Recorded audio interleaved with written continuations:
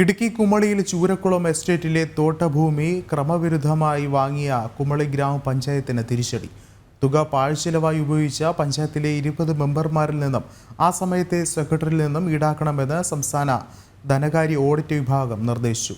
പദ്ധതികൾക്കായി വകയിരുത്തിയ 6,39,00,000 രൂപ സംസ്ഥാന ധനകാര്യ ഓഡിറ്റ് വിഭാഗം നിരാകരിച്ചു. പഞ്ചായത്തിന് പുറമെ 40ഓളം പേരാണ് ചൂരക്കുളം എസ്റ്റേറ്റിലെ ഭൂമി മുറിച്ചു വാങ്ങിയത്. LDF ഭരിക്കുന്ന കുമളി ഗ്രാമപഞ്ചായത്ത് മാനദണ്ഡങ്ങൾ അത്രയും ലംഘിച്ചാണ് ചുരക്കുളം എസ്റ്റേറ്റിലെ തോട്ടഭൂമി മുറിച്ചു വാങ്ങിയതെന്ന് റവന്യൂ വിഭാഗം കണ്ടെത്തിയിരുന്നു. പഞ്ചായത്തിന്റെ വികസന പ്രവർത്തനങ്ങൾക്ക് എന്ന പേരിൽ മതിപ്പ് വിലയിലും അധികം നൽകിയാണ് പഞ്ചായത്ത് ഭരണസമിതി തോട്ടഭൂമി വാങ്ങിയത്. സംഭവവുമായി ബന്ധപ്പെട്ട് LDF മെമ്പർമാർ വലിയ അഴിമതി നടത്തിയിട്ടുണ്ടെന്ന ആരോപണം ആദ്യഘട്ടത്തിൽ തന്നെ ഉയർന്നിരുന്നു. വിവാദ ഭൂമിയിൽ പഞ്ചായത്ത് തയ്യാറാക്കിയ പദ്ധതികൾക്കായി വകയിരുത്തിയ 6.39 കോടി രൂപയാണ് നിലവിൽ ധനകാര്യ ഓഡിറ്റ് വിഭാഗം നിരാകരിച്ചത്. തോട്ടഭൂമിയുടെ ഭാഗമായ സ്ഥലത്ത് നിർമ്മാണ പ്രവർത്തനങ്ങൾ നടത്തുന്നത് 1963 ഭൂപരിഷ്കരണ നിയമപ്രകാരം സാധ്യമല്ലെന്നും തുക പാഴ്ചെലവായി ഉപയോഗിച്ചതിനാൽ ഈ തുക 20 മെമ്പർമാരും പദ്ധതി പണം ചെലവാക്കിയ സമയത്തെ സെക്രട്ടറി ഉൾപ്പെടെയുള്ളവരിൽ നിന്നും ഈടാക്കണമെന്നും റിപ്പോർട്ടിൽ പറയുന്നു.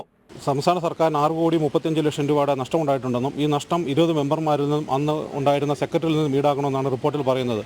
ക്രമവിരുദ്ധമായി ഭൂമി വാങ്ങിയ പഞ്ചായത്ത് ഭരണസമിതിയുടെ നടപടിക്കെതിരെ രൂക്ഷ വിമർശനമാണ് ധനകാര്യ ഓഡിറ്റ് വിഭാഗം നടത്തിയിട്ടുള്ളത്. മുന്നാധാര പ്രകാരം തോട്ടഭൂമിയുടെ ഭാഗമായിരുന്നുവെന്ന് വ്യക്തമായിട്ടും സർക്കാരിന്റെയോ ജില്ലാ കളക്ടറുടെയോ അനുമതി വാങ്ങാതെ തുടക്കത്തിൽ സ്ഥലം വാങ്ങിയത് ക്രമവിരുദ്ധമായി. ഭൂമി വാങ്ങുന്നതുമായി ബന്ധപ്പെട്ട സ്റ്റിയറിംഗ് കമ്മിറ്റിയും പ്രൊക്യൂർമെന്റ് കമ്മിറ്റിയും അല്ലാതെ മറ്റൊരു തലത്തിലും ചർച്ച നടന്നിട്ടില്ല. സ്ഥലം വാങ്ങുന്നതിന് പ്രത്യേക തിരച്ചിൽ സമിതി രൂപീകരിക്കണമെന്ന സർക്കാർ നിർദ്ദേശവും പഞ്ചായത്ത് ലംഘിച്ചു. മിനി സ്റ്റേഡിയം, ബഡ് സ്കൂൾ തുടങ്ങിയ പദ്ധതികൾക്കായി വാങ്ങിയ തോട്ടഭൂമി 45 ഡിഗ്രിയിലധികം ചെരിവുള്ള പ്രദേശമാണ്. ഒരിക്കലും ഈ പദ്ധതികൾ ഇവിടെ നടപ്പാക്കാനാകില്ല. കൂടാതെ ഭൂമിക്ക് വില നിശ്ചയിച്ചത് മാനദണ്ഡങ്ങൾ പാലിക്കാതെയെന്നും റിപ്പോർട്ടിലുണ്ട്. കേരള ലോക്കൽ ഫണ്ട് ഓഡിറ്റ് നിയമത്തിലെ വിവിധ വകുപ്പുകൾ പ്രകാരം ഉത്തരവാദികളിൽ നിന്നും തുക ഈടാക്കാനുള്ള തുടർ നടപടികൾ അടിയന്തരമായി സ്വീകരിക്കാനാണ് റിപ്പോർട്ട് നിർദ്ദേശിച്ചിട്ടുള്ളത്.